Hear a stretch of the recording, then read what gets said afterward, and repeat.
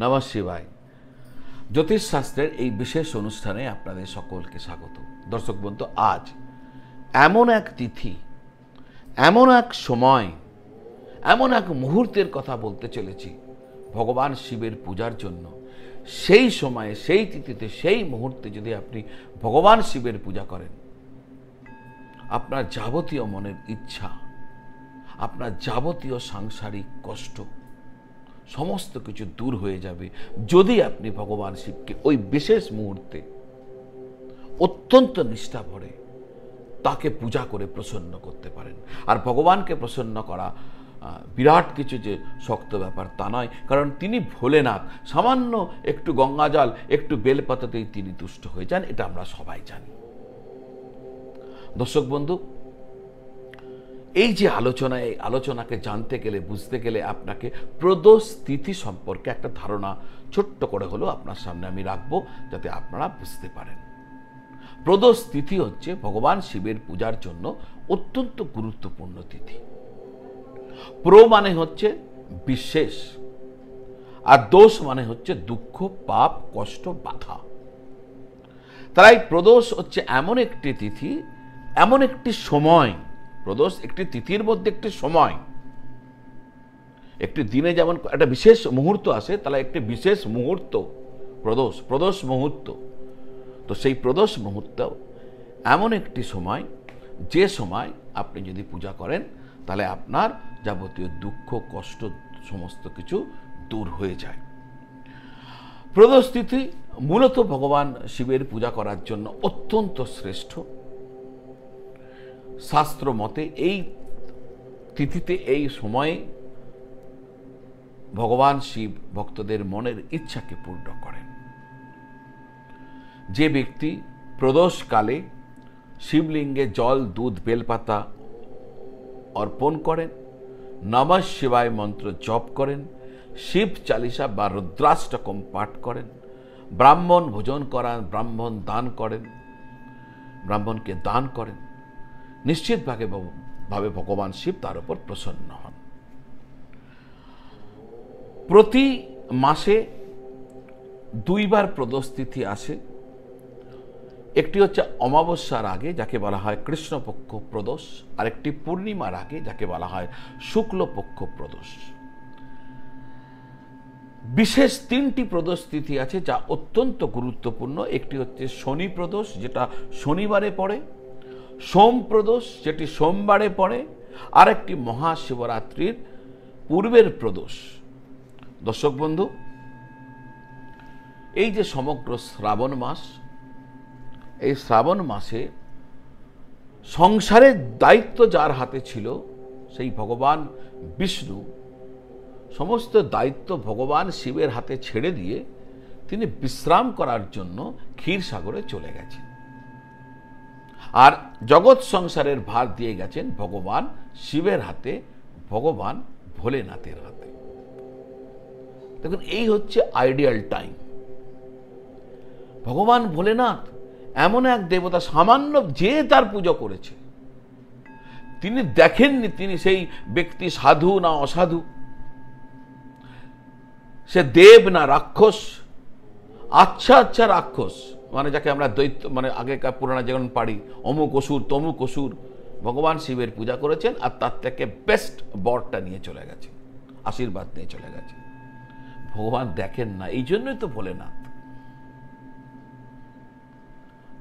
তার মনে কি চলছে, কি চাইছে, কুটিলতা কি রয়েছে, সব কিচ্ছু দেখেন না। পুজো করেছে, বর চাইছে, দিয়ে দিলাম, তথাস্তু। তো এহেন ভোলেনাথের দায়িত্ব এখন, সংসারের দায়িত্ব, সংসার পালনের দায়িত্ব তার হাতে। তিনি কৈলাস ছেড়ে বর্তমানে মর্তে বিরাজমান।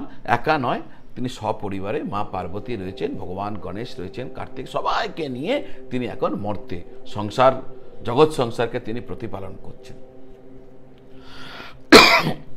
মাফ করবেন। এই হচ্ছে আইডিয়াল টাইম।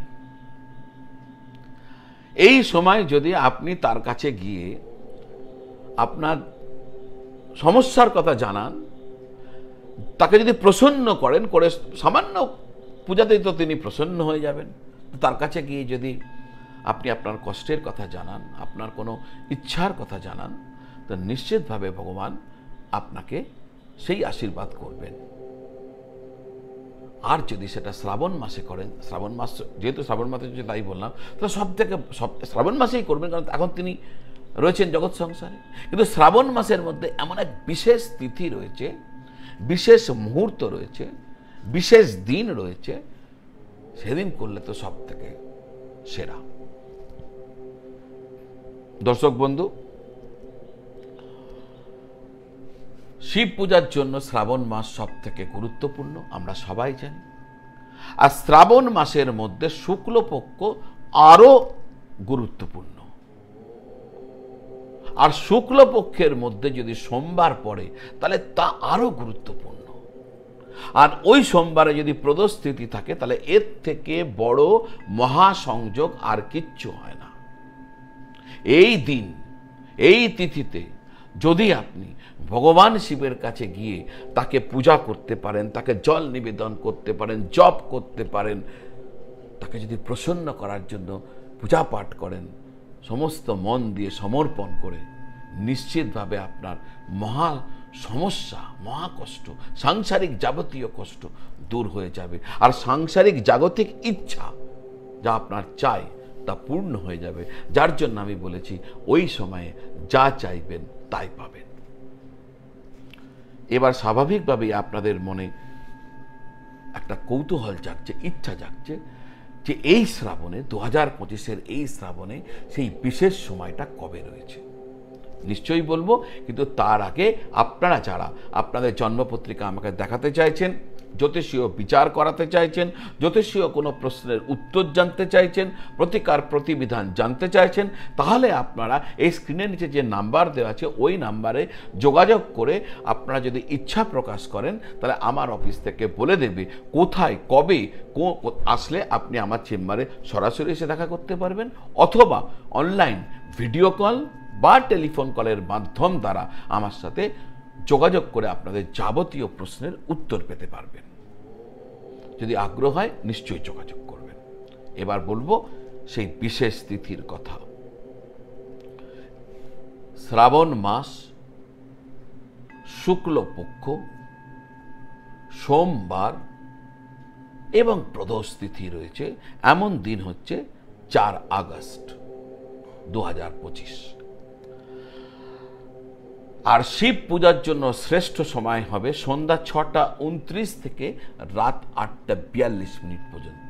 আবার নোট করুন, 4 আগস্ট 2025 হচ্ছে সেই বিশেষ তিথি যাকে বলা হয় সোমপ্রদোষ। আর শিব পূজার জন্য শ্রেষ্ঠ সময় হবে সন্ধ্যে 6টা 29 থেকে রাত 8টা 42 পর্যন্ত। এই সময় ভগবান শিবের লিঙ্গে জল আর দুধ দিয়ে অভিষেক করবেন। অবশ্যই উপবাস রাখবেন, সারাদিন উপবাস রেখে ওই টাইমে ভগবান শিবকে জল ও দুধ দিয়ে অভিষেক করবেন, বেলপত্র নিবেদন করবেন, নমঃ শিবায় মন্ত্রে জপ করবেন, প্রদীপ তো অবশ্যই জ্বালাবেন। আর হ্যাঁ, ভগবান সব থেকে কিসে প্রসন্ন হয় জানেন? ভগবান শিব সব থেকে প্রসন্ন হন, আমরা যেমন বলি সামান্য গঙ্গা জল দিলে প্রসন্ন হন, একটা বেলপাতা দিলে প্রসন্ন হন, ঠিক তেমনি যখন আপনি শিব স্তুতি করেন অত্যন্ত প্রসন্ন হন। এমন 2-3টে স্তুতি আছে যা ভগবান শিবের অতি লাভ দিতে পারে, তিনি অত্যন্ত পছন্দ করেন। প্রথম স্তুতি হচ্ছে রুদ্রাষ্টকম।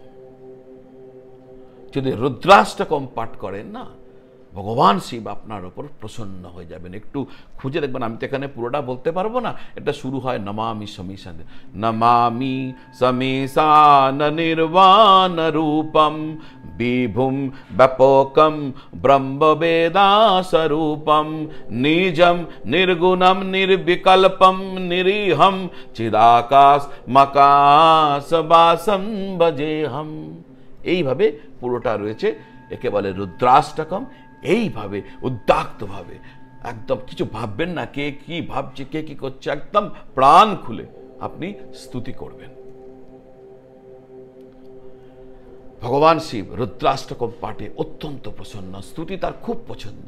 শিব তাণ্ডব স্তোত্রম, আপনারা সবাই জানেন রাবণ এই যে স্তুতি, এটা রাবণ নির্মাণ করেছিলেন। আচ্ছা, এই যে নমামি সমীশান বলে গেলাম, রুদ্রাষ্টকম, এটি কিন্তু ভগবান রামচন্দ্র নিবেদন করেছেন, তৈরি করে নির্মাণ মানে লিখেছেন, বলেছেন। আপনি সন্ত তুলসীদাসের যে রামচরিতমানস সেখানে এর উল্লেখ পাবেন।